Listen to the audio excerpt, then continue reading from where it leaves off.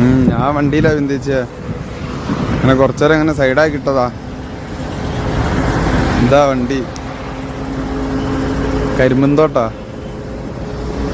ഇത് മഹാരാഷ്ട്രന്ന്. കുറച്ചധികം ദിവസങ്ങളായിട്ട് കേരളക്കര ചർച്ച ചെയ്തുകൊണ്ടിരുന്നത് ശിരൂര് മണ്ണിടിച്ചിലിൽ അലിഞ്ഞില്ലാതായി പോയ അർജുനെക്കുറിച്ചും അർജുന്റെ കുടുംബത്തെക്കുറിച്ചും അർജുനെക്കുറിച്ചുള്ള തെരച്ചിലിനെ കുറിച്ചൊക്കെ ആയിരുന്നു. നീണ്ട 72 ദിവസങ്ങൾക്ക് ശേഷം നമ്മൾ അർജുനെ കണ്ടെടുത്തിരിക്കുന്നു. അർജുനെ വീട്ടിലേക്ക് എത്തിച്ചു. സേഫായിട്ട് വീട്ടിലേക്ക് എത്തിച്ചു എന്ന് നമുക്ക് പറയാനായിട്ട് സാധിക്കില്ല. കാരണം 72 ദിവസങ്ങൾക്ക് ശേഷമാണ് അർജുനെ കിട്ടിയത്. ശരീരം പോലും ശരിക്ക് ഒരു സംസ്കാരം ചെയ്യാനുള്ള ഒരു കണ്ടീഷനിലല്ലായിരുന്നു. ആ ശരീരഭാഗങ്ങൾ മാത്രമേ കിട്ടിയിട്ടുള്ളൂ. കംപ്ലീറ്റ് ശരീരം. 72 ദിവസം വെള്ളത്തിൽ കിടന്ന ഒരു മനുഷ്യന്റെ അവസ്ഥ നിങ്ങളൊന്ന് ആലോചിച്ച് നോക്കിയാൽ മതി. കുറച്ച് മണിക്കൂറുകൾ കഴിഞ്ഞാൽ തന്നെ ഒരു മനുഷ്യന്റെ ശരീരം മരണശേഷം അഴുകാൻ തുടങ്ങും. അപ്പോൾ 72 ദിവസം വെള്ളത്തിൽ കിടന്ന അർജുന്റെ ശരീരത്തിന്റെ അവസ്ഥ എന്തായിരിക്കും എന്ന് നമ്മൾ വിചാരിച്ചാൽ മതി. വികൃത രൂപത്തിൽ ഇത് അർജുനനെ ആണോ എന്ന് പോലും തിരിച്ചറിയാൻ പറ്റാത്ത രീതിയിൽ അതായിട്ടുണ്ടാവും. പിന്നെ വസ്ത്രങ്ങളിലൂടെയും അതുപോലെ തന്നെ DNA ടെസ്റ്റിലൂടെയൊക്കെയാണ് അത് അർജുനാണ് എന്ന് ഉറപ്പിച്ചത്. അർജുന് ലോറിയിൽ നിന്ന് കിട്ടുന്ന സമയത്ത് ഒരു കളിപ്പാട്ടം ഉണ്ടായിരുന്നു. മീഡിയക്കാരതിനെ വിശേഷിപ്പിച്ചത് കരയുന്ന കളിപ്പാട്ടം എന്നാണ്. അവിടെ നിന്ന് ജോലി കഴിഞ്ഞ് തിരിച്ചു വരുന്ന സമയത്ത് തൻ്റെ കുഞ്ഞുമോൻ അയാന് വേണ്ടിയിട്ട് മാറ്റിവെച്ച ഒരു കളിപ്പാട്ടമായിരുന്നു അത്. എപ്പോഴും അർജുൻ പറയുമായിരുന്നു അത്രേ, എൻ്റെ ജോലി മാറ്റിയിട്ട് എനിക്ക് വേറെ ഏതെങ്കിലും ജോലിക്ക് ചേരണം. കാരണം ഈ ജോലിക്ക് പോയി കഴിഞ്ഞാൽ എനിക്ക് എൻ്റെ പൊന്നുമോനെ കാണാനായിട്ട് സാധിക്കുന്നില്ല, അവൻ്റെ കൂടെ ഒരുപാട് സമയം സ്പെൻഡ് ചെയ്യാൻ പറ്റുന്നില്ല എന്നൊക്കെ.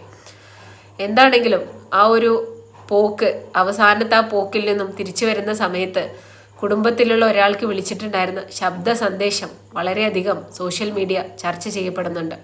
എന്താണെങ്കിലും ആ ഒരു ശബ്ദ സന്ദേശം കേട്ടതിന് ശേഷം നമുക്ക് തിരിച്ചു വരാം.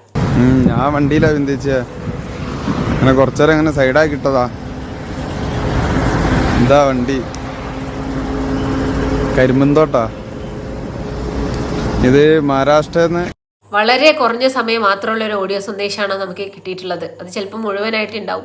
അപ്പം അതിൽ പറയുന്നുണ്ട്, ഞാൻ ഇന്ന സ്ഥലത്താണ്, ഞാൻ ഈ സമയത്താണ് തിരിച്ചു വരുന്നത്, കാര്യങ്ങളൊക്കെ പറയുന്നുണ്ട്. ആ ഒരു ഫോൺ സന്ദേശം വരുന്ന സമയത്ത് പോലും കുടുംബക്കാരോ അതല്ലാന്നുള്ള അർജുനോ വിചാരിച്ചിട്ടുണ്ടാവില്ല ഇതിൻ്റെ അവസാന ഫോൺ കോളാണ്. ഉമ്മയുടെ അനിയത്തിക്കാണ് ഫോൺ വിളിച്ചിട്ടുള്ളത് എന്നാണ് അറിയാനായിട്ട് സാധിക്കുന്നത്. അപ്പോൾ അത്രത്തോളം കുടുംബത്തെ സ്നേഹിക്കുന്ന, കുടുംബത്തെ ചേർത്ത് പിടിക്കുന്ന ഒരു മനുഷ്യനായിരുന്നു. അതല്ലാന്നുണ്ടെങ്കിൽ ഒരിക്കലും പറയില്ല, എൻ്റെ പൊന്നുമോൻ്റെ കൂടെ സമയം സ്പെൻഡ് ചെയ്യാൻ എനിക്ക് ജോലി മാറ്റണമെന്ന് ഒരിക്കലും പറയില്ലായിരുന്നു. പക്ഷെ അർജുൻ അങ്ങനെ പറഞ്ഞത് കുടുംബത്തോടുള്ള സ്നേഹമാണ്. കൃഷ്ണപ്രിയ ഭാര്യ അർജുനെ കാണാതായ സമയത്ത് പറഞ്ഞത്, അറ്റ്ലീസ്റ്റ് മരിച്ചു എന്തെങ്കിലും സമാധാനിക്കാൻ ആ ഒരു ശവശരീരമെങ്കിലും കിട്ടിയിരുന്നെങ്കിൽ എന്നായിരുന്നു. നമ്മൾ കേരളക്കര മുഴുവനായിട്ട് പ്രാർത്ഥിച്ചത് അർജുൻ എങ്ങനെയെങ്കിലും തിരിച്ചു കിട്ടണേ, എങ്ങനെയെങ്കിലും തിരിച്ച് ജീവിതത്തിലേക്ക് വരണേ എന്നായിരുന്നു. ഒരുപാട് തെരച്ചിലുകൾ നടന്നു. അതിനുശേഷമാണ് പിന്നെ വയനാട് ദുരന്തം വന്നു. അങ്ങനെ മൊത്തത്തിൽ മീഡിയ കവറേജ് കാര്യങ്ങളെല്ലാം അവിടേക്ക് പോയത്.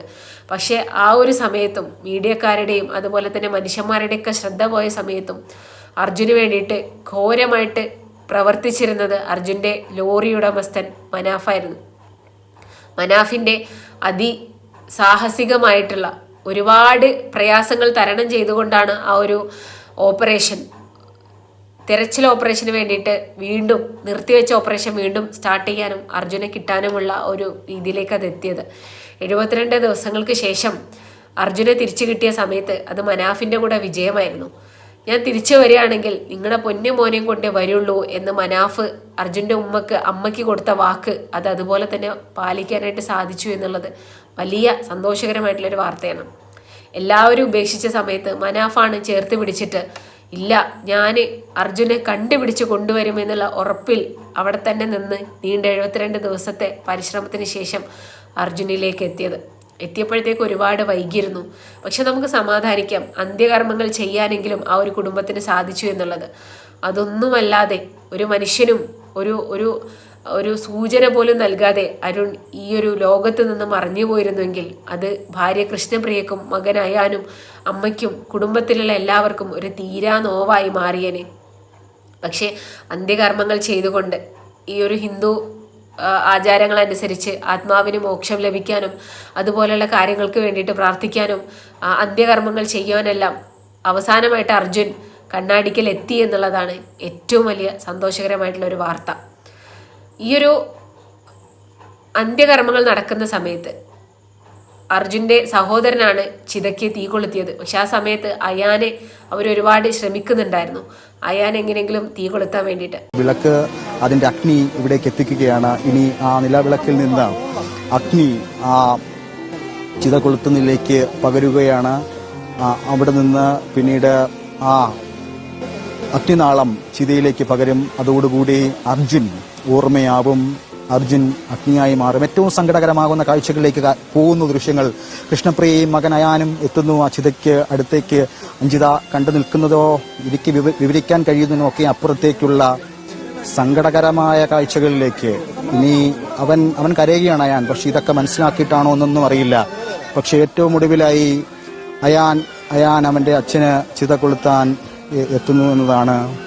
കുഞ്ഞു മകൻ അവനിനി ജീവിതത്തിലേക്ക് ഇനി ഒരുപാട് ഉയരാനുണ്ട്, അല്ലെങ്കിൽ ജീവിതത്തിലേക്ക് വളർച്ചയിലേക്ക് എത്തുമ്പോഴായിരിക്കും ഇങ്ങനെ കിടന്നിരുന്നത് ഞാൻ ചിത കൊളുത്തിയത് എൻ്റെ അച്ഛനാണെന്നൊക്കെയുള്ള തിരിച്ചറിവുണ്ടാവുക കുഞ്ഞിന്. ആളുകളെ കണ്ടിട്ടാവാം, അല്ലെങ്കിൽ അങ്ങനെ പറ്റുന്നില്ല. അവൻ തിരിച്ച് അമ്മയുടെ കൃഷ്ണപ്രിയയുടെ തോളിലേക്ക് ചാഞ്ഞിരിക്കുകയാണ്, കരയുകയാണ്. കൃഷ്ണപ്രിയയും അയാനും ചിത കൊളുത്തുന്നതിൻ്റെ നിമിഷത്തിലുണ്ട്. ഇപ്പോൾ വിളക്കിൽ നിന്നും ചിതയിലേക്ക് അഗ്നി പകർത്തുകയാണ്. ഇനിയിപ്പോൾ ചിതയിലേക്ക് ആ തീ വെച്ചാൽ മതി. ഈ ചടങ്ങുകൾ അവസാനിക്കും. അർജുൻ ഓർമ്മയാകും. അർജുൻ്റെ ഓർമ്മകൾ മാത്രം ഇനി കണ്ണാടിക്കലിൽ, ഈ വീട്ടിൽ, ഈ മനുഷ്യരുടെയൊക്കെ ഓർമ്മകൾ, നമ്മുടെയൊക്കെ ഓർമ്മകളിൽ 72 ദിവസങ്ങൾ പ്രതീക്ഷയുടെ പ്രത്യാശയുടെ പേരായി നിന്ന അർജുൻ ഒരു നോവായി, ഒരു ഓർമ്മയായി മാറുന്നു. അയാൻ ഇപ്പോഴും കരയുകയാണ്. ഈ ഒരു വീഡിയോ നമുക്ക് കാണാനായിട്ട് സാധിക്കും. അയാൻ മോൻ ഒട്ടും റെഡിയല്ല. അയാനെ എല്ലാവരും കൂടെ കണ്ട് ബേജാറായിരിക്കണം, പേടിച്ചിരിക്കുകയാണ്. അത് അച്ഛനാണ് ആ ചിതയിൽ കിടന്നെരിയാൻ പോകുന്നതെന്ന് അറിഞ്ഞത് കൊണ്ടായിരിക്കണം എന്നില്ല. ചിലപ്പോൾ അമ്മ കൃഷ്ണപ്രിയ പറഞ്ഞിരിക്കാം ഇത് നിന്റെ അച്ഛനാണെന്ന്. എന്താ എന്നറിഞ്ഞൂടാ. ആ കൊച്ചെന്താണെങ്കിലും റെഡിയാവുന്നില്ല, ചിതയ്ക്ക് തീ കൊളുത്താൻ റെഡിയാവുന്നില്ല. അത്രത്തോളം പ്രായമോ പക്വതയൊന്നും ആയിട്ടില്ല, ഒരു കുഞ്ഞു കുട്ടിയല്ലേ. ആ കുട്ടിയുടെ അടുത്തുനിന്ന് നമുക്ക് ഇങ്ങനെയൊക്കെ തന്നെ പ്രതീക്ഷിക്കാനായിട്ട് സാധിക്കുള്ളൂ.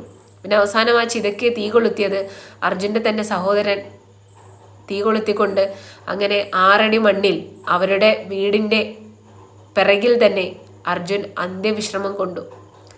ഒരുപാട് വിഷമമുണ്ട്. ഈ ഒരു ന്യൂസ് എന്ന് പറയുന്നത് അർജുൻ വളരെ കുറഞ്ഞ സമയം കൊണ്ടാണ് ഒരുപാട് പേരുടെ മകനായത്, സഹോദരനായത്, അതുപോലെ തന്നെ ഒരുപാട് പേർക്ക് പ്രിയപ്പെട്ട ആളായി തീർന്നത്.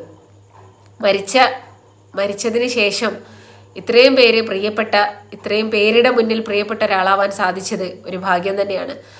മരണസമയത്തും എല്ലാവരും പറഞ്ഞുകൊണ്ടിരുന്നത് ഇല്ല മരിക്കില്ല, അർജുൻ ഞങ്ങളുടെ ഓർമ്മയിലുണ്ട് എന്നാണ് മുദ്രാവാക്യം വിളിച്ചുകൊണ്ടിരുന്നത്.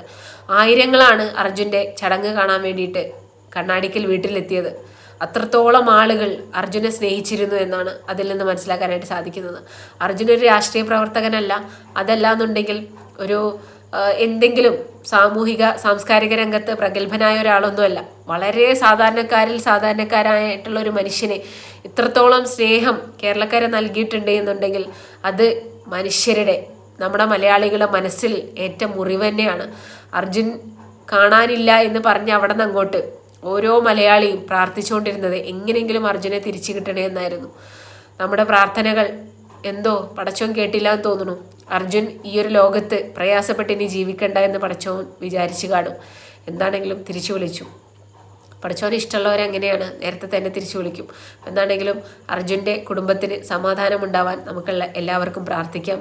അത്രയും നമുക്ക് ചെയ്യാനായിട്ടുള്ളൂ. അപ്പോൾ ദാറ്റ്സ് ഇറ്റ് ഫോർ ടുഡേ. നിങ്ങൾക്ക് എന്താണ് പറയാനുള്ളതെന്ന് താഴെ കമൻറ്റ് ചെയ്യുക. നമുക്ക് അടുത്ത വീഡിയോയിൽ വീണ്ടും കാണാം. Till then, bye.